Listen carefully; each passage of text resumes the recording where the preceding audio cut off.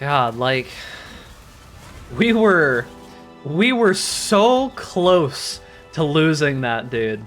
I literally had to pull out every stop. Like, I had to do every single little thing in my power to keep us going. And now look where we are. Now look where we've come. We were this close to giving up, chat. We were like literally this close to giving up. We were one map away from giving up on this. And now we've got an inventory of like 6 or 7 maps. Like, what happened, dude? Insane. Hasn't even been close. Wasn't worried for a second on this one. I think that's him. Yeah. Come on.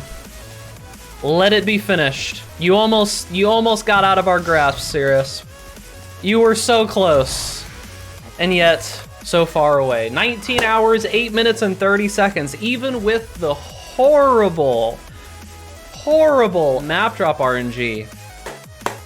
We got it done, boys. It took us a little longer than I would have liked, but we got it done. And he died faster, too. Not Awakener 8, true, but it's okay. Chat decided. Alrighty, boys. So, round 2 of our testing has completed. The Spectral Helix Impale Champion has done quite well. Now, if you're not aware of what we're doing in this testing, we are taking a bunch of potential League starter builds for 3.17, which is going to be Arch Nemesis League, followed by Siege of the Atlas being the expansion. We got a little bit of a teaser if you haven't seen that already, which is interesting looking. We're gonna have to see what happens with all of that. But the way that this testing is going is we're taking a brand new fresh character on a new SSF run and taking it all the way up to Sirus. So we are doing the campaign, white maps, yellow maps, red maps, progression all the way through all the conquerors, just so I can get a little bit better at the process as well as letting you guys know how everything went. We are also streaming all of it live over on twitch.tv/BigDucks, which you should go follow, by the way, and I will be live at my normal times as long as Comcast can allow me to actually stream and doesn't cut my internet out constantly, like they have been. But let's talk a little bit about how all of the testing went with Spectral Helix. Now, this is a new ability that has kind of made some waves in the, I don't know what you really want to call it, melee? I guess you can call it. It's not really melee. It uses a melee weapon, kind of like Spectral Throw or anything else. It sort of works like melee, but it isn't actually a melee ability. This will give you some of those like, you know, like spinny vibes like you would get from Blade Vortex and things like that. But this ability is a little bit different. Now, up front and foremost, the thing that I want to talk about before we even talk about anything else that happens throughout the rest of the testing, this ability takes a little bit of time to get used to. I want you to know that if you test out this ability and it feels really bad, give it some time, because once you start to actually figure out how to use this ability, it gets substantially better feeling. Because once you start to figure out how to use Call of Steel properly with the impales and how to actually get the most out of the ability, it doesn't feel as horrible as it might when you first initially begin. But speaking about initially beginning, the campaign with this ability went really well as soon as I remembered to get Resolute Technique. I forgot about that and was running at like 55% accuracy for a while. Don't be like me. Get Resolute Technique as soon as you can. Now for the campaign, the damage was really solid, tankiness was really good, both clear and bossing was really solid when we were going through the campaign. I feel that this ability is really good for the campaign, specifically because a lot of the most difficult bosses are really large. Like, people have issues with things like Kitava and stuff like that. Kitava is an absolute joke for this ability because it hits like 2 or 3 times per set of rotations, so it shreds Kitava. Absolutely no problem whatsoever. So campaign gets full marks for me. The ability does insanely well in the campaign. And then the same thing follows for white maps. The build still does plenty of damage, absolutely still insanely tanky if you want it to be, has good movement speed, good clear, good bossing, everything is still solid in white maps. When you start moving into yellow maps, you're going to run into the issue of a weapon. Now, as you know, with most attack melee, as you want to call it, type abilities, or maybe you don't know, you really have to keep scaling the weapon to keep your damage up. This ability is no different. You really do need to keep that weapon scaling. Now, early on in the campaign, you can use the vendor recipe of a random white weapon of whatever you want the base to be, as well as a yellow rustic sash and a blacksmith whetstone to get a fizz percentage weapon. Then you can augment it or craft attack speed or whatever else you want to do. And that works pretty well all the way through the campaign and for a new weapon once you hit maps. However, once you start hitting around yellow maps, you're really going to need a better weapon, and there's a couple different ways that you can do it. You are mainly going to be looking for a Vol Axe base if you're going with the Axe version that I've been using here in this testing. And once you get that Vol Axe base, you're going to use things like Harvest, things like Fossils. You can try to Alteration roll it, but I really don't suggest that. It's a lot more difficult. Harvest and Fossils tend to be the easiest way to get this. You're looking for a big percentage fizz or a big added fizz. One of the things that you can do that is easier is you can craft like a big percentage fizz, you know, thing with like Impale chance and fizz, or there's a couple other ones like Bleed chance and fizz. They do cost 1 exalt, but if you can find an exalt in SSF or focus on getting like, you know, exalt shards and things like that through Harbinger, it tends to be not too bad. The way that I personally got my weapon is I got really lucky with an alteration roll. I got a cruel roll on the weapon. I crafted attack speed on it, and I used that all the way through yellows.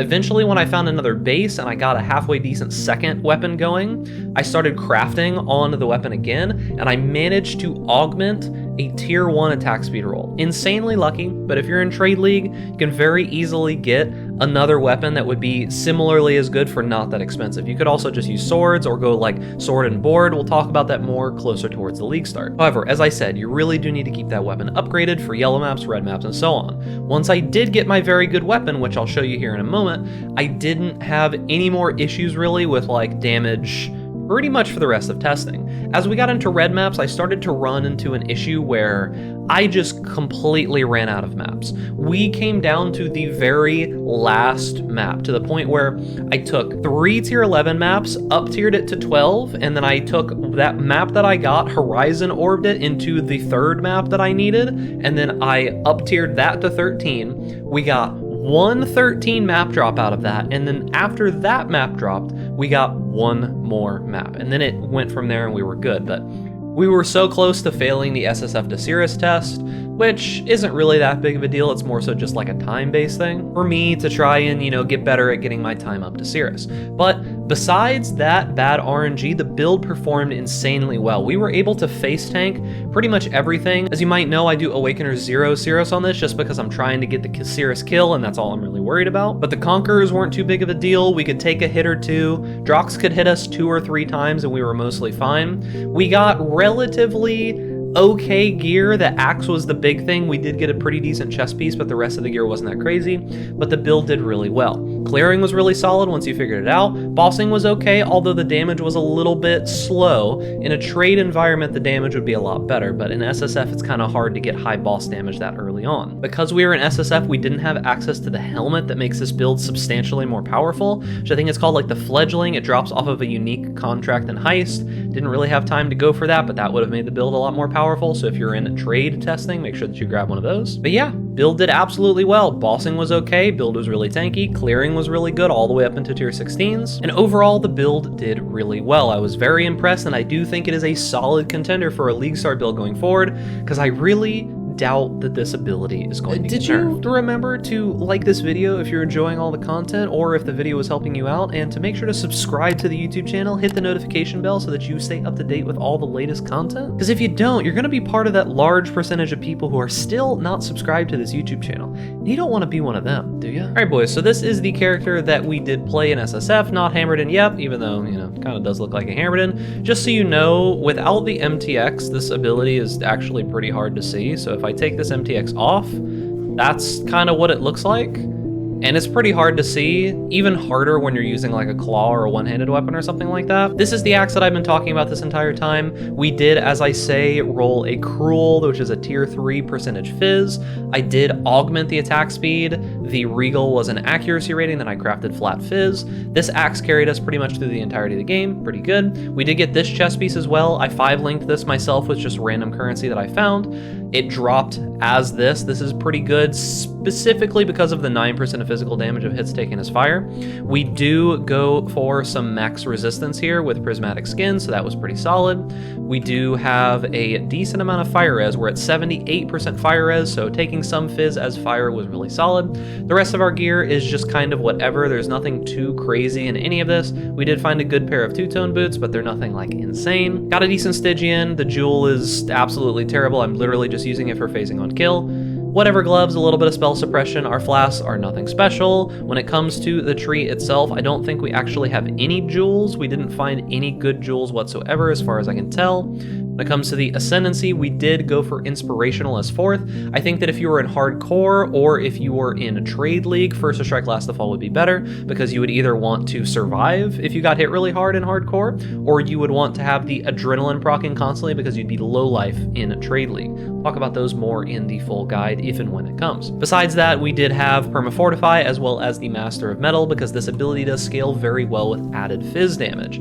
This ability can hit quite a few times, and you can see it, goes out in a giant spiral. One thing that I wasn't aware of when I first started using this ability, because as I've said, I took a little bit of a break this league, is that Call of Steel works very, very well. We can use this to essentially just kind of clear. When we're going through mobs, you just pop maybe one axe and then go, and then as you run away, pop the Call of Steel, and as long as they're white mobs, they pretty much die, no problem. We're using Vulnerability for our Curse, Leap Slam to move around. We can attack pretty quickly. It's a 1.45 speed axe, as well as we do have a decent amount of attack speed. Take some attack speed nodes down here and such. You can also take these attack speed nodes, are pretty good. If I leveled more, I would probably grab these for the rage and attack speed. But beyond that, we are mainly scaling armor as our defensive layer. We do have a little bit of evasion, and I think that if I were to go even further beyond, or if I were to try to do low life, I would incorporate Grace. I was actually leveling Grace in case I needed it, but I didn't put it on yet. If I do turn off a few auras here, we will turn off our Herald of Purity, and we will turn off our Flesh and Stone, so I can actually turn Grace on here. You'll see that with Grace, we do get up to 71% chance to evade attacks. It's 20,000 evasion rating. So if you did want an extra, super layer of defenses on top of everything else, you could have 76 fizz damage reduction, plus, when we're in a map and we have our flask going, our Molten Shell gets close to 7,000. And this is with just random SSF gear. This is with nothing crazy. This is just Determination and Grace going at the same time. But I haven't been running that aura. I have just been doing Flesh and Stone as well as Herald of Purity, because I didn't really feel like I needed to have the extra layer of defensives. I felt mostly fine as is. Now, the build mainly survives through a Life Flask and Leech. There is a little bit of regen that you can get, but it's mainly going to be Leech from Blood Rage and any that you do have on the tree or gear. Do use a couple additional abilities to get things going. Now, to do extra damage on bosses or hard mobs, we both do have our Ancestral Protector Totem. Keep in mind that War Chief does not work because this is not a melee ability. It has no melee tag here. Just attack and projectile, and War Chief is just melee damage, so that doesn't work. We're using multi-totem just to make it a little bit easier on ourselves, and then we are using Tornado. Now, Tornado might seem like a weird inclusion here, but the idea is that the tornado reflects a certain percentage of your damage to nearby enemies. So as you're shooting all of these out, the tornado does get hit by them. As you can see, it's hitting the tornado, and then it's going to continue putting some extra damage into mobs. It's not a ton of damage, but it's something, right? It is at least a damage up. It's something that you can put down before the mobs are there, or rather the boss is there, and so on and so forth. We are also using Enduring Cry just as like an extra little bit of a heal, and we already kind of talked about the auras. We do have Dread Banner because we are trying to have as much Impale as we can. We do need a Impale support as well, but beyond that, that's pretty much it for the gear, the character, the skills, and everything else. Now, I am not on our SSF Trade League because I've already moved over to the next build, but I'll grab a random map here, I don't know, Port. So this is Vulnerability, Extra Damage as Lightning, Can't Inflict Exposure, and Endurance Charge on hit. Now you will see that while we're clearing, the damage is mostly okay. However, the bossing damage isn't amazing. It's still alright though. This is on Awakener 8, and you'll also see that regardless of, vulnerability and all of that, we don't take a ton of damage. We're not immortal, but I've only got 4,800 life. But even with vulnerability, I can kind of just stand in these Rogue Exiles and not worry too much. And if I do need a little bit of extra healing, I've got it. The thing about this is, as you can see, I don't actually have to cast that many of these Spectral Helixes. It really only is 1 or 2 for most normal size packs. Now, of course, in this map, we did spawn a bunch of Rogue Exiles. I think I'm gonna skip the Rogue Exiles because it's kind of annoying to deal with them, but you'll see if I just pop 1 or 2 of these axes, they hit enough times and impale enough times to be able to kill most everything here. We are using Call of Steel because the impales that we put into these enemies do pop still. even though, you know, we're not really spending our steel shards in any meaningful way.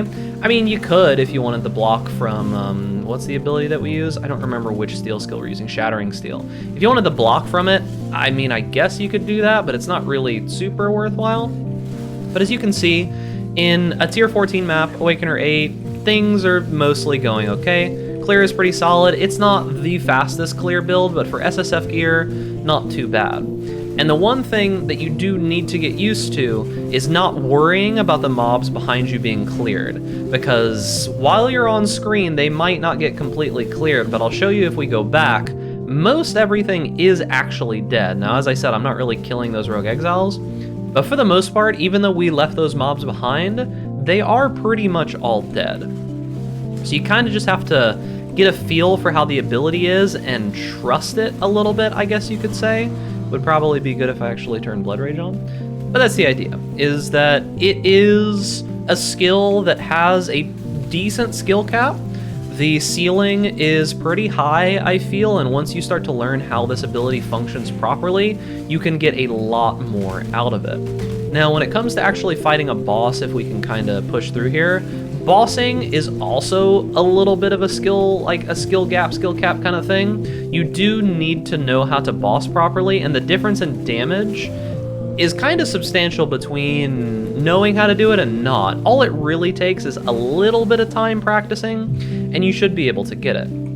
So this is a decent sized boss. Let's kill all these extra mobs over here first, just so I don't have anything extra in the way. Now, this is a pretty decent sized boss, but the idea is you want to stand a little bit away so that the axes actually have an easier time hitting. I'm dying to bleed. But you put down your abilities, you put down the tornado and the totems, and then you just kind of go to town. Now, this is a little bit easier to do when you do have the fledgling helmet because of the projectiles moving faster, as well as the, you know, can't hit things that are nearby it, or always pierces things that are nearby it. But you can kind of see a little bit of the issue here, right? Depending on how the layout is, did you notice how I just suddenly started doing a lot more damage there when I found the sweet spot, I guess you could call it?